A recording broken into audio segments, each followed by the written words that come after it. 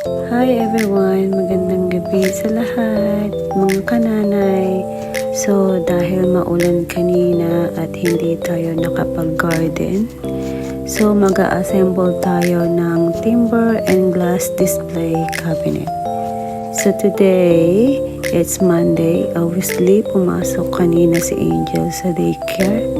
Kanina hinatid ko siya siguro mga 7 a.m. in the morning. Kaya walang makulit na bata this morning. So, dahil isa tayong ina na hindi mapakali at meron tayong gagawin sa araw-araw. So, ayan, sinusubukan kong i-assemble ang ating timber and glass display. So, ayan, natapos na natin yung nasa ibaba. Tapos, isusunod naman natin ikakabit yung ating top glass.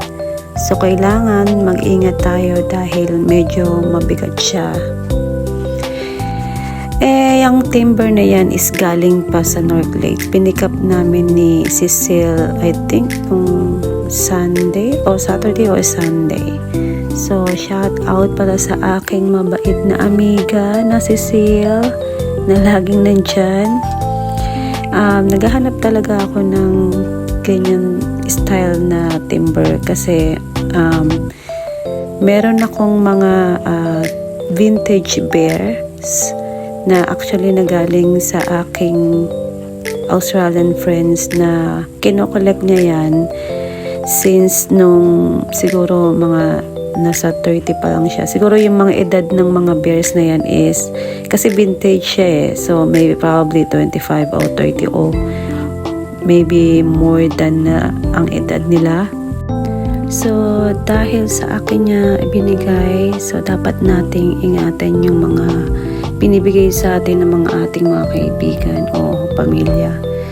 So yan, malapit ko na matapos yung cabinet. Double check muna para hindi mahulog.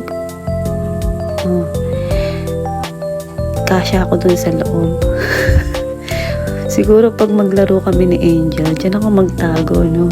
Kasya ako eh. Ayan, natapos ko na. Punas-punas muna natin para hindi masyadong madumi bago natin ilagay yung ating mga baby bears. So, ito yung mga bears. So, siguro mga almost 50 pieces yan. So, binigay yan sa akin nung kaibigan ko kasi binigay niya yan yung isang piraso, binigay niya dun sa pamangkin niya. Kaso nung after like 2 days, binalikan niya, nakita niya yung bear parang nasa labas, parang hindi daw iningatan. So, hindi niya binigay lahat.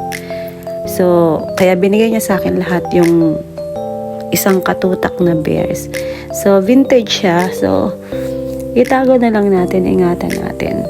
So, dahil hindi tayo katangkaran, step is life. So, i-arrange natin yung mga bears. Tsaka si Angel mahilig din kasi sa bears. Last year actually ginamit ko siya sa Christmas tree display.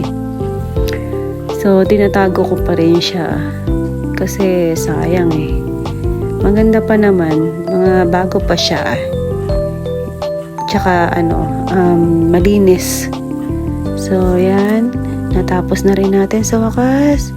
Ay, sa wakas natapos ko na rin. Ang hirap ikapit mag-isa pero okay lang. Okay guys, thank you for watching. Don't forget to subscribe to my channel and don't forget to comment if you like. See ya. Good night.